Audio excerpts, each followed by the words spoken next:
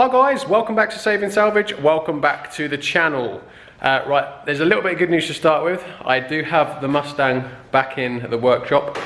Today's video is not on the Mustang, as you would have already seen on the thumbnail, but the good news is it is back in. My parts have turned up from America. There is one massive under tray.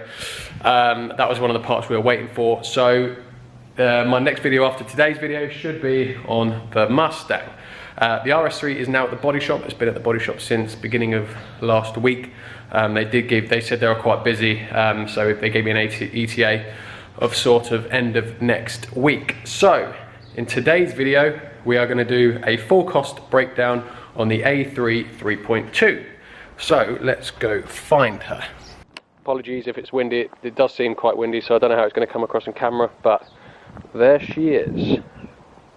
So as you know, this car is now fully complete, and for anyone that hasn't seen the video so far, I'll put a little link up in the top corner now to watch the series rebuild for this car. Right, so I have one key. Hopefully this should start, because I did start it up the other day and let it run. Although I do need new batteries in the key fobs because they won't unlock the car. Let's hope.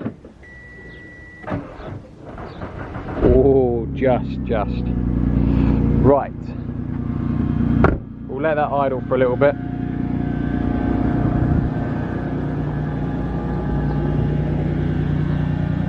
So we'll just walk away so you can hear me.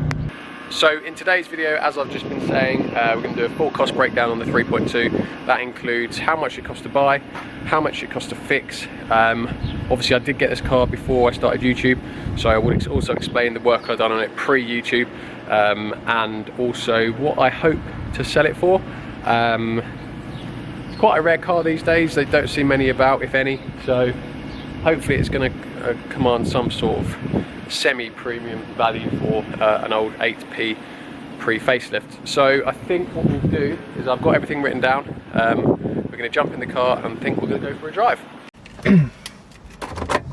Right guys, you now join me in the A3. Just fueled her up. So, just going to go for a short drive, just to go through some of the costs, and then when we get back, we'll probably go through some more. I have the list in front of me.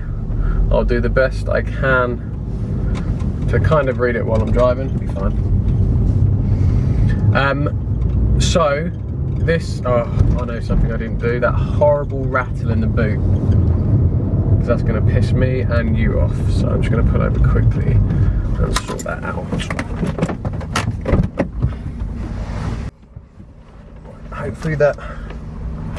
Hopefully that sorted that rattle out.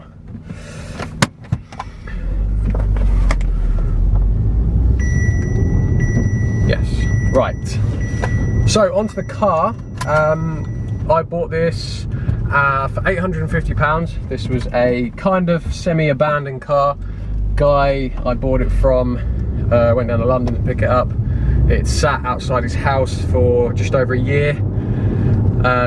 Because it developed a sort of a misfire, lumpy idle, which is a very common problem on the 3.2 Audis. So I probably knew that it was going to be an engine out job to replace all the timing chains, and that's what I allowed for when I bought it. Obviously it was fairly cheap anyway, so I thought, worst case, maybe £1,000 it was going to cost to fix. I should still have a sort of £1,000 profit in it. So got it back. This was probably 2 years ago now. I've probably had this. That's how long I've had it. And I bought the timing chains, full timing chain kit with all guides, tensioners, bolts, and the chains. I think there was 3 chains from memory, so long ago now, and that was £400, all genuine parts. And for me to do that, I had to remove, well, I didn't remove the engine. What I did was I removed all the front end, so it was prop off, unbolted the subframe, removed the whole front end with the slam panel, lock carrier, radiator, condenser, headlights out, slam panel out as I just said, And then what I did was I removed the gearbox, and I think what I did was, because the wiring loom for the engine is on the passenger side, so the wiring runs all down the chassis around on the passenger side and then branches off to the engine. So I didn't unbolt any electricals. I swung the engine round using a crane. So I swung it round, pivoted it on the wiring points. Then I removed the gearbox, and that's where the chains are. The chains are above the gearbox. So we had to remove the gearbox to remove all the metal timing chain covers. And to be fair, once you'd stripped it down, the timing chains were very, very easy to replace. You can't go wrong. They're all marked, so it was very easy to do. We replaced the clutch while we were there because it was quite worn, but as we had it out, it made sense to do it. And then everything went back together as normal, back in. The chains, 95% fixed the idle problem, but then it's still very hesitant, and that is when I did some more research and looked into changing the MAF sensor. So I replaced the MAF sensor with a genuine Bosch one, which was £85, and then that was the issue cured completely. So then we went on to some other issues that actually developed while I owned the car. So it sat for some months, and that's when there was an issue with the indicator. Didn't go. Checked for the bulbs were fine, and that turned out to be the central electric control module, which I bought a second-hand one, coded that in, and that fixed that problem, and that was £20 from eBay. And then we went on another test drive, found out the four-wheel drive wasn't working. The diff, removed the diff was completely knackered, and we managed to source a Mark V TDI 4-motion gearbox, which was exactly the same as this, with a diff on, and I got that for £200 including the diff.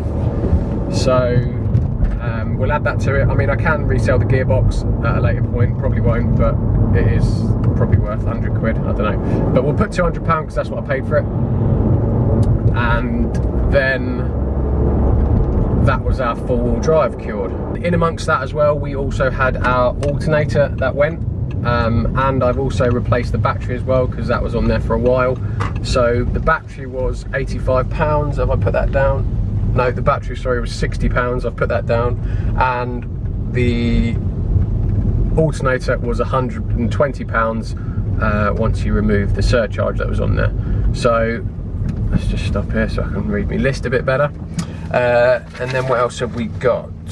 We have, I think that's most bits. I'm sure I forgot. I've also fitted two new tyres to the rear, to the rear, at a cost of £140, because one of them had a puncture beyond repair and the other one was getting low on tread, so I just got them both replaced.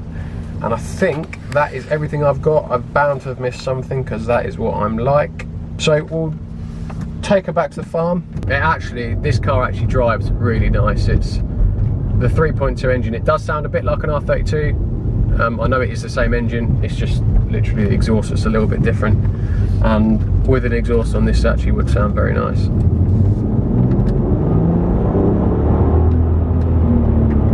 It does sound good. It's quick as well. It is quick. Obviously it's 240 brake horsepower and a little 3-door A3 that doesn't weigh much.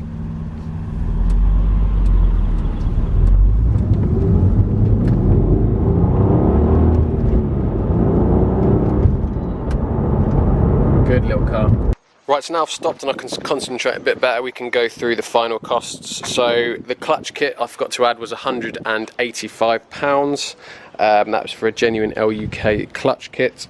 We also had a bottom arm, which was an MOT failure. That was £65, which was a near side front but lower arm. And we two rear tyres, which I've said, which was 140. I believe that is all. Oh yeah, we've got damage to the rear bumper. That's absolutely free. Didn't cost a penny, that.